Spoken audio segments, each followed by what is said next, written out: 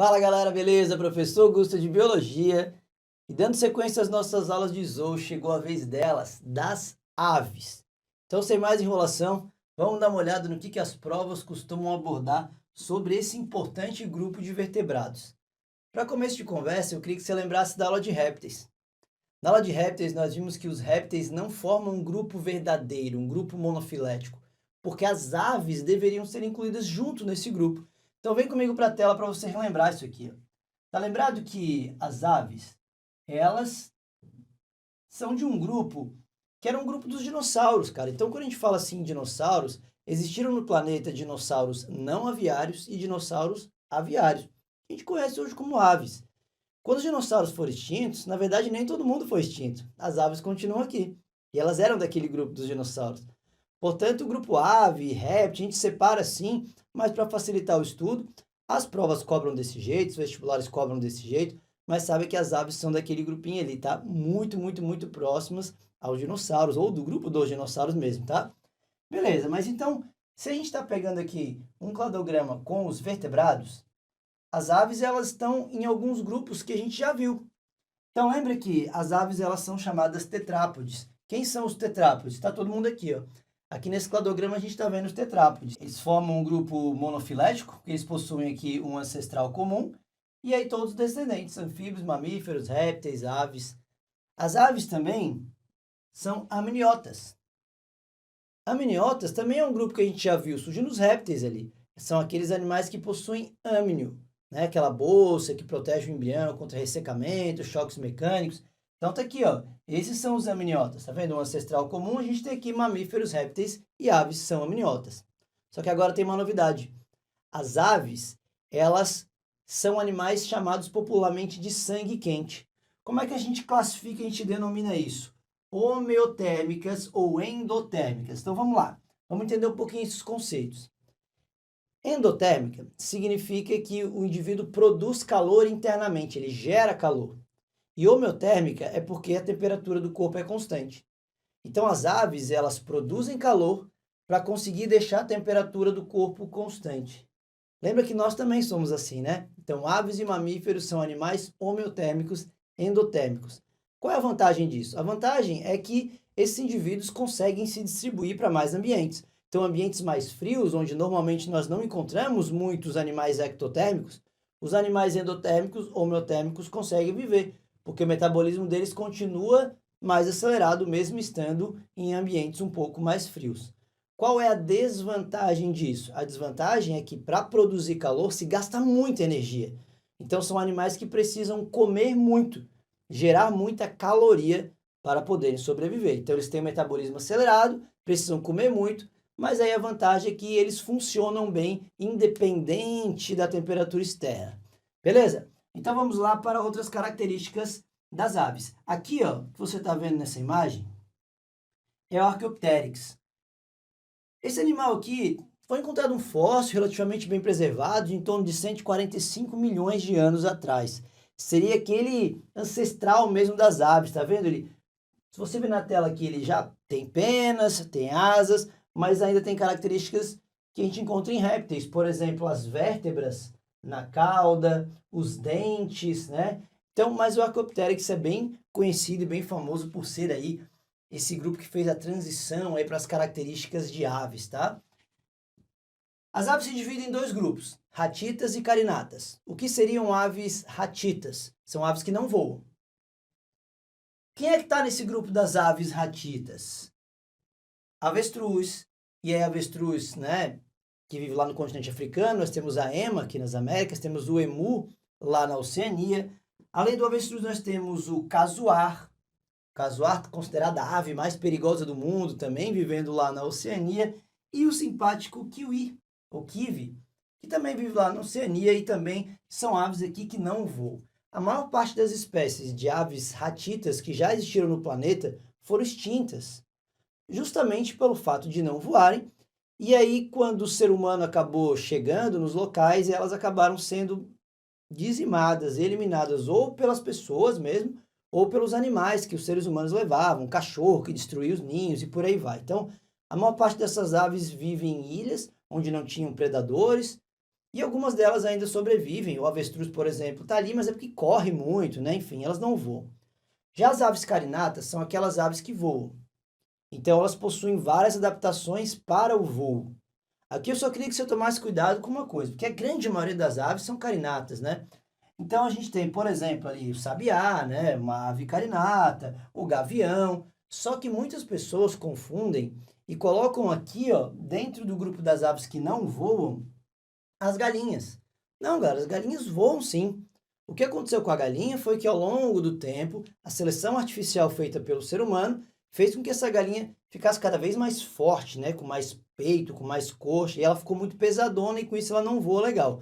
Mas ela faz parte das aves carinatas. Assim como o pinguim. Por incrível que pareça, o pinguim é uma ave carinata. Só que as adaptações que as aves têm para voar, ele possui essas adaptações para nadar, para o nado. Mas ele está dentro do grupo das aves carinatas. Então presta atenção nisso, hein? Não vai confundir. Mas por falar em adaptação ao voo, isso é uma das coisas que as questões mais cobram quando cai aves. Elas vão perguntar para você, tá, mas que tipo de adaptação as aves apresentam para poder executar uma tarefa que poucos conseguem, que é voar? Então vamos lá, vem comigo que eu preciso que você entenda quais são as principais adaptações ao voo. Olha lá, vem comigo para essa tela aqui e eu quero que você entenda algumas coisas. Obviamente, né, para que o animal consiga voar, ele vai precisar de asas.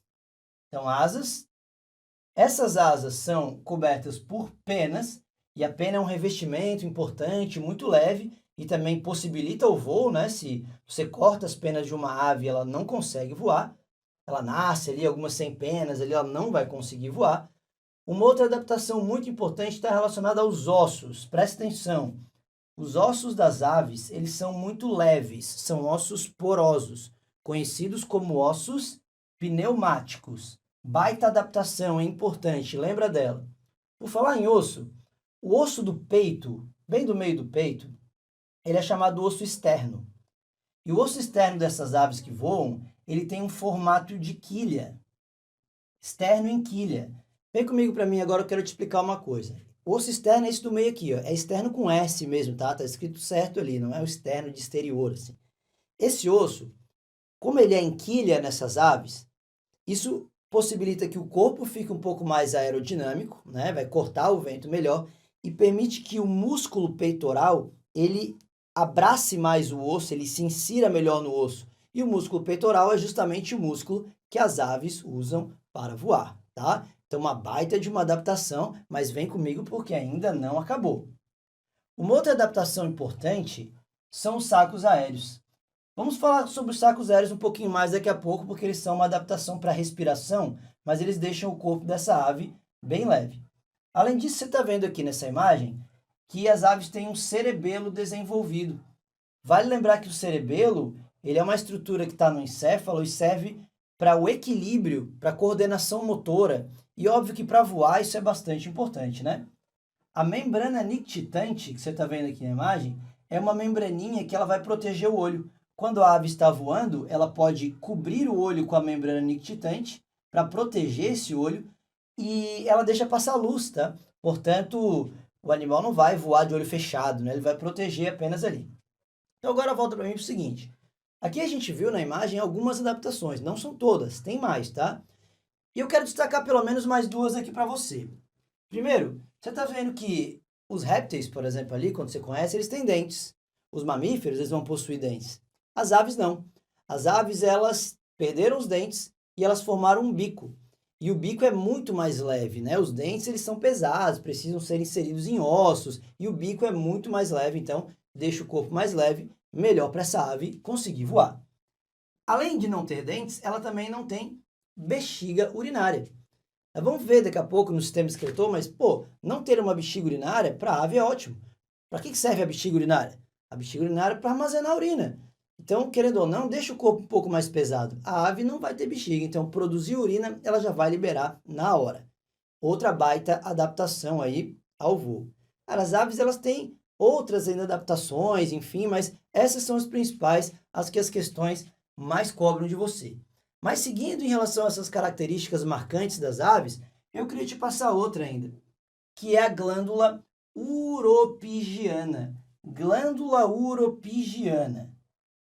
Você já deve ter visto, já deve ter reparado em algumas aves, elas ficam passando o bico nas penas, esfregando ali o bico nas penas. O que elas estão fazendo? Elas estão espalhando uma secreção oleosa, tá? Lipídica, sobre essas penas para impermeabilizar. E ela mesma produz a secreção, tá? Onde? Olha só, na base da cauda. Daí vem o nome glândula uropigiana. Então essa ave, ela vai pegar essa secreção com o bico, ela vai lá, pega com o bico e espalha nas penas. Olha só como é que fica a pena, fica impermeável aos gotículas de água. Cara, a glândula uropigiana, ela é especialmente importante em aves aquáticas, né? Aquelas aves que se alimentam na água, aves marinhas, por exemplo, uma gaivota, porque elas estão em contato com a água o tempo inteiro. E aí elas não podem molhar a pena. Por quê? Porque, claro que se a pena molhar, a ave fica pesada, vai ter dificuldade de voar e também ela vai ficar com frio, porque com a pena molhada ela começa a perder muito calor e ela não pode perder calor tanto assim, porque ela tem que manter a temperatura constante. Então as aves poderiam morrer de hipotermia se ficassem com as penas encharcadas. Tranquilo? Vimos algumas características gerais aqui das aves. Agora eu preciso que você conheça um pouco sobre a fisiologia das aves, tá? Os sistemas, como é que funciona o sistema das aves? Primeiro deles, eu quero que você saiba que a respiração das aves é pulmonar, assim como era nos répteis. Você lembra que os répteis, todos eles respiravam por pulmão. As aves também. Todas as aves respiram por pulmão. Só com uma diferença. O pulmão das aves ele vai ser melhor que o dos répteis, porque as aves precisam de mais oxigênio. Além de elas trabalhar a musculatura para voar, o metabolismo é mais acelerado. Elas têm que produzir calor pela mitocôndria. Então tem que ter mais oxigênio. Para auxiliar esse pulmão, que não é lá tão grande assim, o pulmão das aves, preso ao pulmão existem os sacos aéreos. Esses sacos aéreos, galera,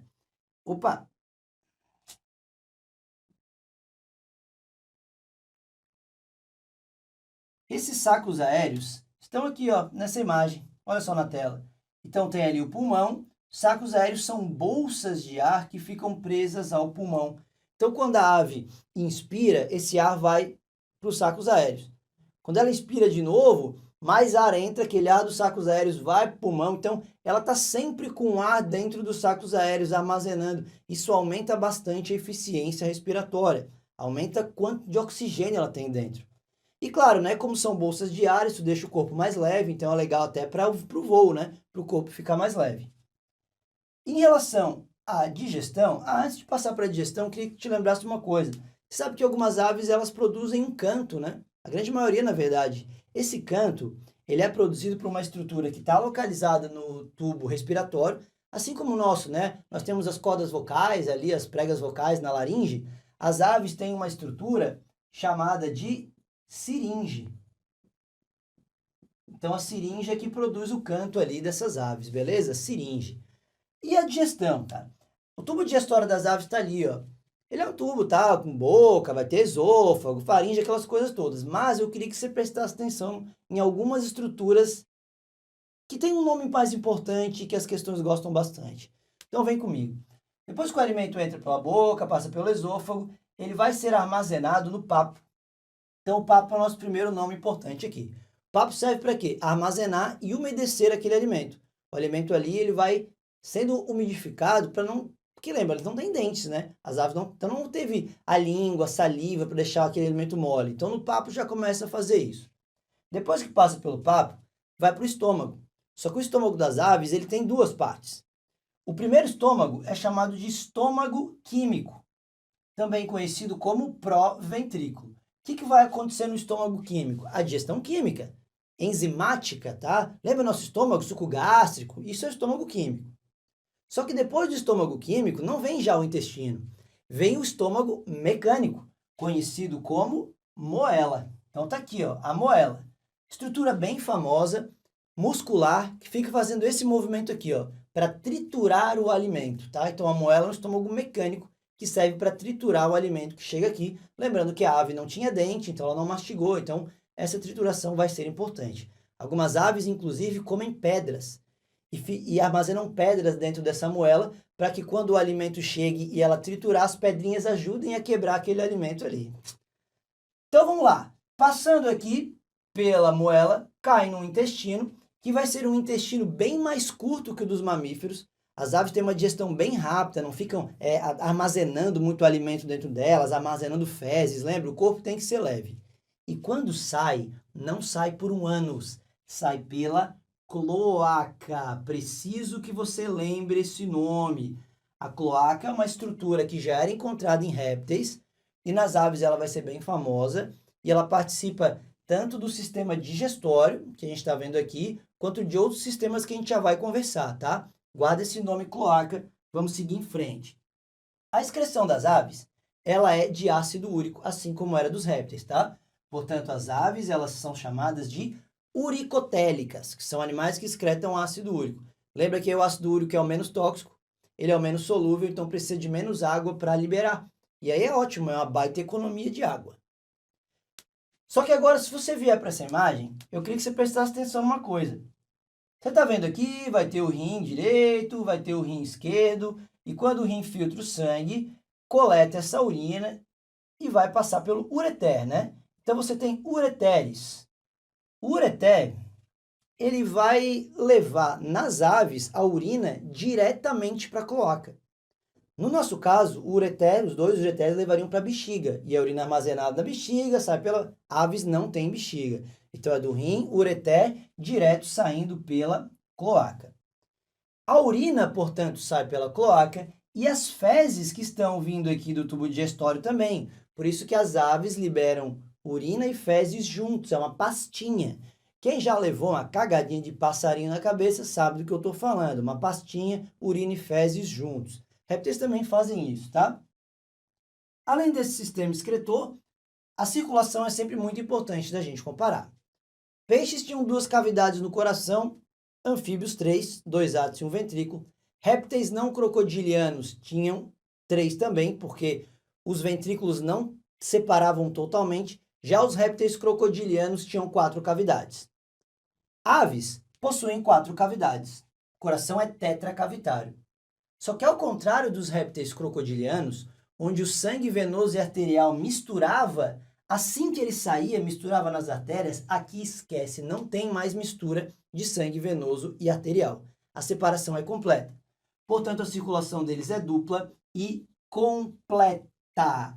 Isso é muito importante porque numa circulação que não mistura sangue venoso e arterial, você consegue transportar oxigênio com mais eficiência, o que para as aves é imprescindível, já que elas são animais que têm um metabolismo acelerado e precisam produzir calor para manter a temperatura do corpo. Então a circulação delas é ótima. Beleza? Seguindo em frente, temos que falar um pouco sobre a reprodução. A gente sempre fecha com a reprodução, né? A reprodução das aves, assim, galera, as aves elas são relativamente próximas a nós, né? Então é meio fácil da gente entender que nas aves existe o macho, existe a fêmea. Como é que a gente chama quando tem o macho e tem a fêmea sexos separados? São dioicas. A fecundação das aves, ela é interna. Fecundação externa, esquece, tá? Ficou lá para uns peixes, anfíbios, esquece fecundação externa. A grande maioria das aves não tem um pênis. Então, a fecundação se dá pela sobreposição de cloacas. Então, tá aqui, ó, vem comigo para a imagem. Aqui tá o aparelho genital masculino, machos, testículos que ficam por dentro.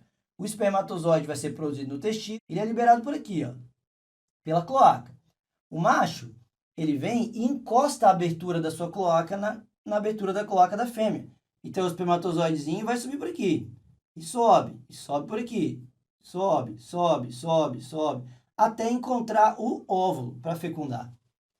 Então, eu quero que você entenda o seguinte, a fecundação é interna, a grande maioria não possui um pênis, é por sobreposição de cloacas. Tem aves que possuem uma estrutura similar ao pênis, tipo o ganso tem isso, mas não é regra, tá? A fecundação vai acontecer ali dentro. Lembra que o óvulo das aves, ele tem muito vitelo, né? Muito nutriente, um ovo que era chamado megalécito, telolécito, né? E aí vem comigo para a imagem para você entender uma coisa. Tá aqui o óvulo, foi fecundado, digamos, né? Que tenha acontecido uma fecundação, ele começa o seu caminho. Ao longo do caminho, ele vai receber a clara, porque a gema já está lá dentro do óvulo. Recebe a clara. Continua o seu caminho e próximo da região de saída, ele começa a receber a deposição de cálcio, que vai ser fundamental para a casca, né? As aves têm cálcio, a casca é rígida do ovo, isso é importante, uma baita adaptação para o ambiente terrestre. E esse ovo vai ser colocado também pela cloaca. Portanto, eu quero que você lembre uma coisa, a cloaca participava do sistema digestório, eliminando fezes, excretor, eliminando urina, e reprodutor aqui. Presta atenção nisso que as questões podem cobrar, tá? As aves, além disso, todas elas botam ovos, todas. Lá nos répteis nós tínhamos répteis ovíparos, ovovivíparos, vivíparos. Nos mamíferos nós teremos até mamífero que bota ovo, como o ornitorrinco. Então ovíparos, as aves não, todas elas são ovíparas e essa é uma baita adaptação também para manter o corpo leve. Imagina uma fêmea carregando ovos dentro dela ou carregando filhotes dentro dela, ficaria muito pesado, não conseguiria voar direito. Então todas colocam ovos por causa disso. Você sabe também que para as aves o cuidado parental é muito importante. Os filhotes que nascem, eles são dependentes dos pais. Tá? Esse cuidado parental, ele faz com que os pais gastem muita energia para cuidar do filhote, então eles não podem ter muitos filhos, a prole não pode ser muito grande, mas aumenta muito a chance de sobrevivência desses filhotes. É bem mais provável que um filhote de ave consiga crescer e chegar à idade adulta do que algum outro tipo de animal que não tenha nenhum cuidado parental assim que nasce. Beleza, galera? Então, olha só quanta informação você teve aqui em 20 minutos de aula.